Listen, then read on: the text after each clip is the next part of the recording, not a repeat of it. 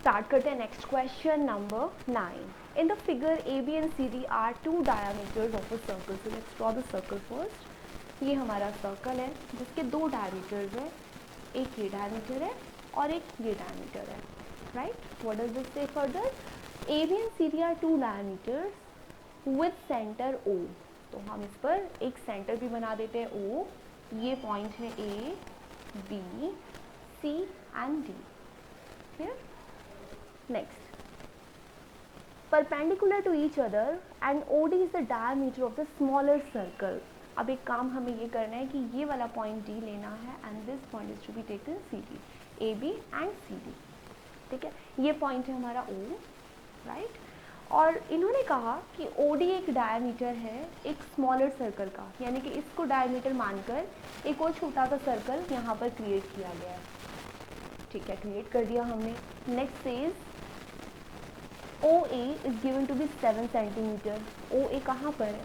This point is O and this point is E. तो ये जो डिस्टेंस है ये है हमारा 7 centimeter का. Now what needs to be done further? Find the area of the shaded region. हमें यहाँ पर ज्वाइन करना है AC को and BC को. और ये दो जो पार्ट्स है ये शेडेड है और यहाँ पर ये पूरा सर्कल भी शेडेड है. कहा गया है कि इस शेडेड रीजन का एरिया निकालिए. तो हम क्या कर सकते हैं ऐसे केस में? अगर हमें शेडेड एरिया का कैलकुलेशन करना है तो एक तो ये सर्कल है ना. हम क्या करेंगे? Area of the shaded region अगर हमें चाहिए तो क्या क्या ऐड करना पड़ेगा?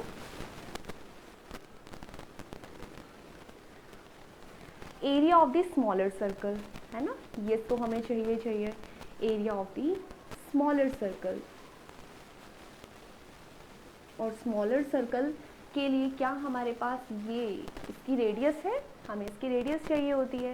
रेडियस क्या होगी इसकी रेडियस होगी यहाँ से लेकर यहाँ तक की पूरी लेंथ का हाफ. क्या हमें ये पता है कि इस सर्कल के अंदर छोटे वाले सर्कल की जो रेडियस है वो कैसे कैलकुलेट होगी? क्या हमें ये पूरी लेंथ पता है? ये पूरी लेंथ कितनी है? बिल्कुल पता है. हम जानते हैं कि ये लेंथ कितनी है. कैसे पता? क्योंकि ये जो पूरी लेंथ है ना ये भी 7 सेंटीमीटर ही है. क्यों? क्योंकि OD और OA रेडियस है तो OA की जो लेंथ है वही लेंथ OD की भी है. तो हम कह सकते हैं कि R की जो वैल्यू है वो होगी, यहाँ पे हम कैलकुलेट कर लेते हैं. R कितनी होगी? किसकी R? हम छोटे वाले सर्कल के अंदर रेडियस कैलकुलेट कर रहे हैं. सो R विल बी OD का हाफ. और OD कितना है? OD की वैल्यू OA है, OA का हाफ यानी कि 7/2.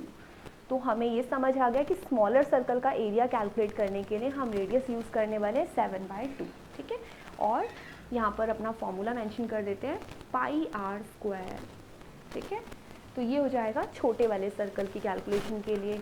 अभी तो हमें ये वाले रीजन्स भी चाहिए. अब ये रीजन्स कैसे आएंगे? अगर हम ध्यान से देखें तो ये जो सेमी सर्कल बन रहा है, इस सेमी सर्कल में ये एक ट्रायंगल बन रही है ना. अगर हम सेमी सर्कल में से ये पूरा एरिया हटा दें तो क्या हमारा ये वाला और ये वाला एरिया बचेगा? ऑफ कोर्स बचेगा. तो अब हमें क्या चाहिए? हमें चाहिए area of the semi circle. Semi circle का एरिया निकालने के लिए हम क्या करें? सो हम यहाँ पे करने वाले area of the semi circle. Semi circle के लिए हमें क्या पता होना चाहिए? हमें इसकी रेडियस पता होनी चाहिए. Do we know the radius? हाँ बिल्कुल पता है. ये तो ऑलरेडी गिवन है ना 7 सेंटीमीटर की. तो हम कह सकते हैं कि जो कैपिटल R है that is 7 centimetre. Capital R क्यों ले रहे हैं? क्योंकि हमारे पास दो सर्कल है. छोटे सर्कल की रेडियस को हमने छोटे लेटर R से डिनोट किया, तो कैपिटल R से हमने बड़े सर्कल की रेडियस को डिनोट कर दिया. तो हम कह रहे हैं कैपिटल R की जो वैल्यू है वो हो गई 7 सेंटीमीटर. ठीक है, ये हो गई. और हमें क्या चाहिए? हमें उसमें से ये ट्रायंगुलर एरिया माइनस करना पड़ेगा. तो माइनस कर देते हैं. कौन सा ट्रायंगल यहाँ पर बन रही है? यहाँ पर एक ऐसी ट्रायंगल है जिसमें हमें पता है कि ये वाली लेंथ है 7 सेंटीमीटर. अब क्या करें? क्या हमें इसकी बेस और हाइट पता है? तो हम एक काम करते हैं ना, दो ट्रायंगल भी तो है, ये भी 7 सेंटीमीटर है ना. एक ऊपर ट्रायंगल बन रही है, एक नीचे ट्रायंगल बन रही है, जिसका हमें बेस पता है कितना है और हाइट पता है. बेस तो दिख रहा है, हाइट कहाँ है? ये वाली हाइट है ना, ये वाली हाइट, ये पता है हमें, ये भी तो 7 सेंटीमीटर है. तो ये दो ट्रायंगल का एरिया हमें सब्ट्रैक्ट करना है, तो हम यहाँ लिखते हैं माइनस एरिया ऑफ 2 ट्राइंगल्स। कौन सी ट्राइंगल्स है, आप इनका नाम लिख सकते हैं, OBC and OAC, OBC and OAC, that is it. अब यहाँ कैलकुलेट कर देते हैं। Area of the smaller circle की सारी कैलकुलेशन हमने पाई आर स्क्वायर करके मेंशन कर दी। Area of semi circle, semi circle के लिए हमने ये ऑलरेडी अंडरस्टैंड कर लिया है कि सेमी सर्कल के लिए जो आर है वो कैपिटल आर है, जो हमने यहाँ पे लिए पाई आर स्क्वायर। माइनस करने हैं दो ट्राइंगल के एरिया। ट्राइंगल का एरिया क्या होता है, जिसके लिए हमें चाहिए होता है बेस एंड हाइट, तो बेस और हाइट भी ले लेते हैं। इन दोनों ट्राइंगल का बेस कितना कितना है, 7 सेंटीमीटर है, तो 7 सेंटीमीटर, और हाइट भी इनकी 7 सेंटीमीटर की है, तो वही करते हैं।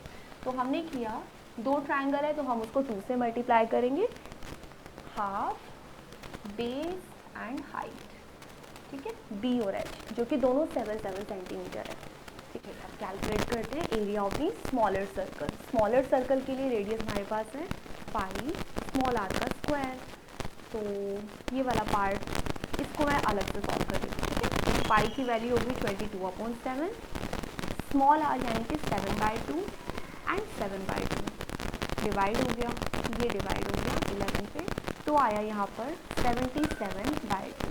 ये सिर्फ इतने पार्ट की कैलकुलेशन हुई। Plus area of semi circle चाहिए, तो मैं यहाँ पर बीच में एक प्लस का साइन लगा के सबको अब आगे कैलकुलेट करती हूँ। एरिया ऑफ सेमी सर्कल का मतलब क्या, हमारे पास कैपिटल आर है जिसे हम कैलकुलेट कर चुके हैं, पाई की जगह भरते हैं 22/7। कैपिटल आर की वैल्यू हमने कैलकुलेट की थी 7 सेंटीमीटर, है ना, तो ये हो गई 7 × 7, ये भी डिवाइड कर दिया, यहाँ हो गया 154, ये वाला प्लस ये वाला, ठीक है। अब ये माइनस का जो पार्ट है इसको हम यहाँ कैलकुलेट करते हैं, माइनस एरिया ऑफ 2 ट्राइंगल्स, तो इसका मतलब हमें 2 को मल्टीप्लाई करना है half into base into height से, है ना। ये 2 तो कैंसिल हो गए, बेस और हाइट हमने ऑलरेडी कैलकुलेट कर लिया है, विच इज 7 × 7 यानी कि माइनस का 49। अब ये जो 3 वैल्यूज़ आई है इनको सॉल्व कर लेते हैं। अब यहाँ सॉल्व कर लेते हैं, क्या क्या वैल्यूज़ आई है। एक आई है 77/2, तो 77/2 सॉल्व करेंगे कितना आएगा, नहीं 38.5 आएगा, 38.5 प्लस 154 एंड माइनस करना है 49, तो इन दोनों को ऐड करते हैं 154 और 38.5,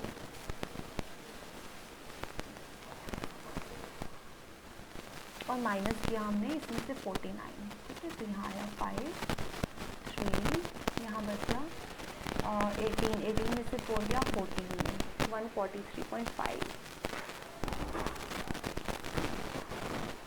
यहाँ पे कुछ मिस्टेक है, पाई आर स्क्वायर, अच्छा यहाँ पे हाफ होना चाहिए क्योंकि ये हमारा सेमी सर्कल है ना, ओके, तो ये हाफ ही है, तो ये हाफ है, तो कुछ ऐसा, देखिए छोटी एक कैलकुलेशन भूलने से गड़बड़ हो गई, तो ये 11 हो गया, ये हो गया फिर 77।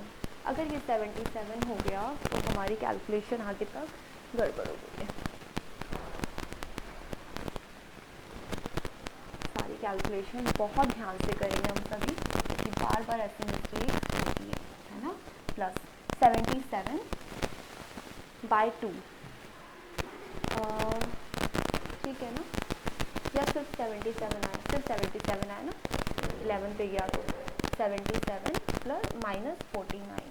अब इन दोनों को ऐड करते हैं, दैट इज 77, 38.5, 5, 5, 11, और इसमें से सब्ट्रैक्ट करना है हमें 49, तो बचेगा हमारे पास 6, 10 में से 4 गया 6, is that the same answer we have? I'll just cross check, 66.5 centimeters square.